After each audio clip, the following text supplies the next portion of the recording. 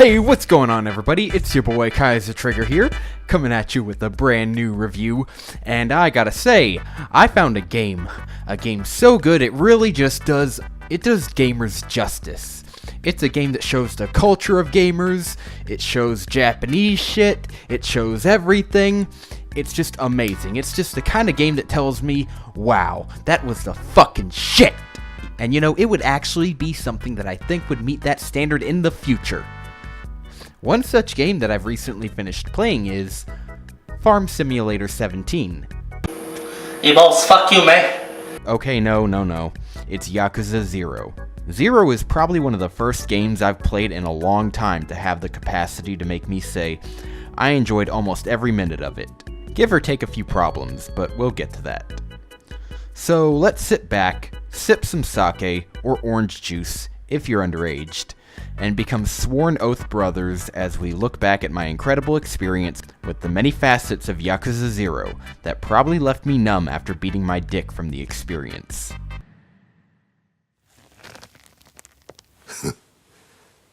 そうかい。なるようになっちまうもんだな。くぜー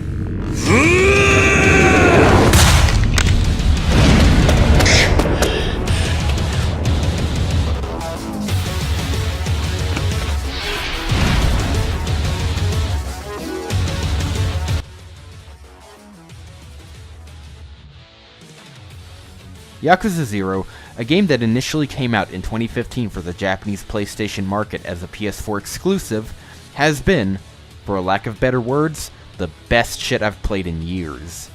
The last games to really blow me away to this degree would have to be Devil May Cry 3 and Metal Gear Rising, the former for its amazing godlike gameplay and story, the latter mainly for the shock value of the sudden change in how Metal Gear games are played.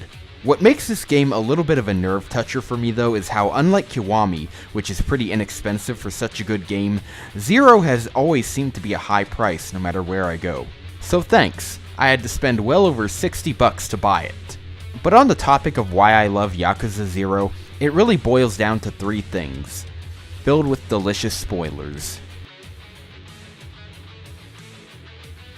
First, I'm gonna get the most obvious part out of the way, the gameplay. Well, no shit. Which ties into another aspect that I'll be talking about.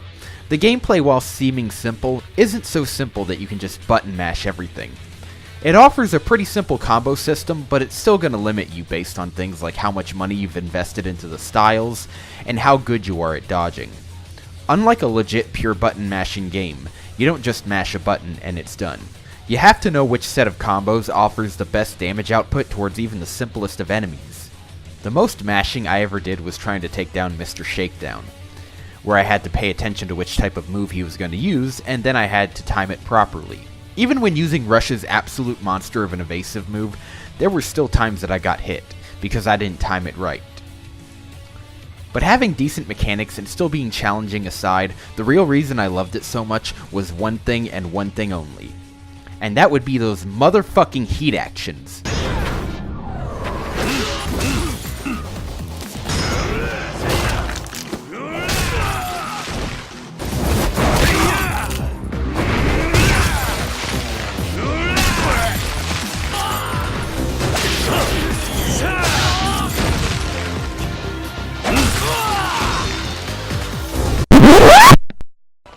Oh, that's not right. No.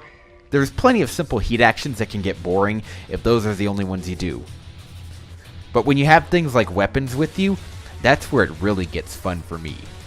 I love being able to use a box of nails and watch Kiryu hilariously present it to his opponents like he's serving him an order from a restaurant, and then just force feed a fistful of nails into his opponent, followed with an extra blow to make sure he swallows.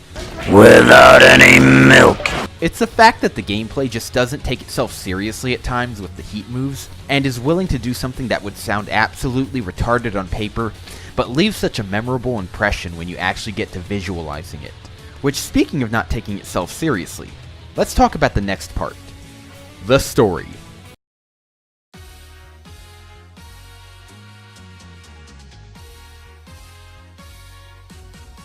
The story of 0 which for the most part is what really had me enjoying almost every second of it. At least when I wasn't going through repeated cutscenes after failing to do things like beating Ogita at disco, which he had to choose the worst disco song in my honest to god fucking opinion.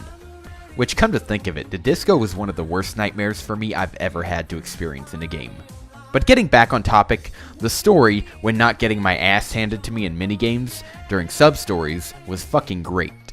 It has this charm that comes from the type of dissonance that comes with the Yakuza series, and unlike some other things that try to use dissonance, like anime like High School DD, which I did a review on, where they interrupt the serious shit with boob jokes and random shit, nothing in Yakuza's story gets in the way of serious shit. Which is why it's so good. It gives you segments of the story, each one having its beginning, the uphill climb to reach the climax, and then the drop down as you come down from the high from seeing the epic events unfold before you. This drop down will eventually be met with the beginning of the next story, which really the beginning, as far as I'm concerned, is the most important aspect, because it's the part that's the quietest, and you have the chance to sit back and relax. In a way, the beginning of the next part is still a part of the ending of the last segment of the story, because it gives you the chance to do other things, and try to calm down that story high, while getting a sub-story high, or just having fun doing stuff like the arcade, or other mini-games. One of my favorite moments that shows how its dissonance is great is when you're running a real estate business as Kiryu, and during one of the sub-stories, you end up hiring a live chicken as a property manager of all things. That was apparently promised as a prize for getting a turkey in bowling, which is 3 strikes in a row. And the prize was, shocker, supposed to be an already cooked turkey, which Kiryu had never eaten before.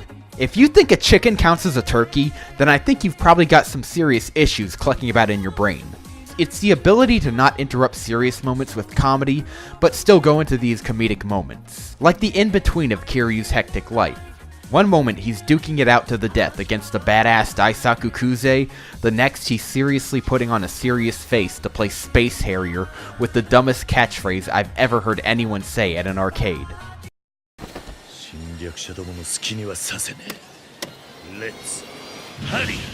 It's almost like he's still a kid inside, and is able to immerse himself into a game of Space Harrier, like he's a part of that world.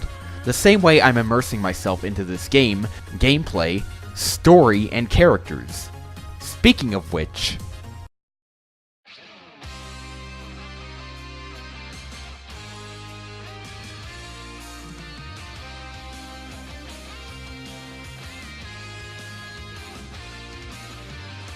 I'd be lying if I told you the characters of Yakuza 0 and Yakuza in general weren't in some manner or fashion generic. But it's really only generic by itself at face value.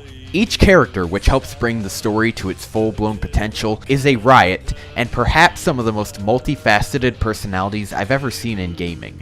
Typically when playing a game or watching an anime, I see characters who are one and only one type of personality, and with very little room to show multiple facets to themselves. What this means is that there's really very little layers that you have to peel to find out what's behind.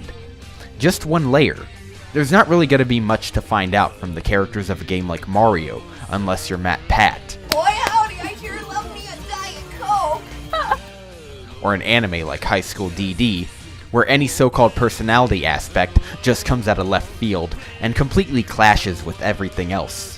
I'm looking at you, Issei, and your supposed PTSD from a girl you never met till recently and suddenly started acting like she's your greatest love ever. But with Yakuza 0, the characters are multifaceted, and it's believable. Take Majima Goro, for example. In the story, he's never killed anyone, gameplay moments of him snapping necks aside. So when he's told that he has to kill someone to get back into the family, he's all willing to do it. Getting back into the Shimano family for the sake of his sworn oath brother Saejima was everything. So of course, he can do it. Or can he? See, he's all willing to kill, but when you see who the target is, you find out that the target is entirely innocent and hardly really guilty of anything. Other than being, I don't know, really shy, I guess? You'd think a Yakuza hardened badass could do it easy, and you don't want to see such an innocent person die. But then again, Majima doesn't either. But at the same time, he swore an oath with his Yakuza brother, who he feels he betrayed. So the idea is still floating in the back of his head. He probably wouldn't do it, but it's still there. And when he found out that his boss who wanted him to take the job only hired him knowing he wouldn't be able to do it, and discovered he was just a clown in the grand scheme of things, he went and made his final choice to side with the target. この首は数に入らんね。さっさとどかんかい、ボケが！ He's got things that contradict himself, but it makes sense. He's never killed anyone before, but he's probably easily willing to do it if it means making things right with his sworn oath brother. But if it comes down to killing an innocent person, he's got some stuff to say about that. But it's not just an instant switch. He's battling on the inside between his desire to right things with his sworn oath brother with having to kill an innocent person that isn't even getting involved voluntarily. And then there's the sub-stories that add more character to him, and Kiryu as well. We see how they are around ordinary people, what they do like and what they don't like, and it's all this stuff that really makes them great characters, whether by being multifaceted or being great supporting characters that feel human and believable. Hell, even the person that Majima was supposed to kill seemed innocent at first, just all pure and innocent, but when she finds her long-lost brother, instead of just being like sad and then being like, okay, I'm sad, I'll get over it. Instead, this innocent, sweet-looking girl wants revenge, even if it means having people die for that revenge. All the characters together feel human and believable, which being multifaceted may or may not be required to do that, but it probably is. We aren't just one aspect of a personality. We have many different layers to it, and things that subtly define us, while sharing similarities with one another.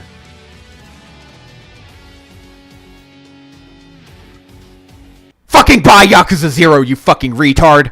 Buy them all! Oh, hell no! This took me forever. I lost like a pretty good amount of footage, so I had to rely on some other people's footage.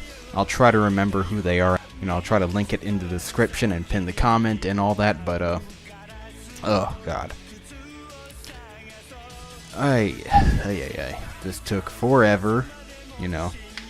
This took forever because of that, so yeah. And I was also took a 2-day trip or whatever. I took a trip to just see some family. And yeah, that was that. So I could have gotten this video out earlier, but I couldn't because I decided not to. You know, like I said, I do things my way. If I want to play a certain game, I'll play that game.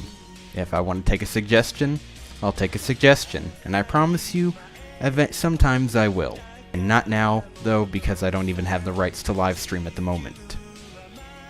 So, yeah. I'll be back on live streaming on the 25th of February.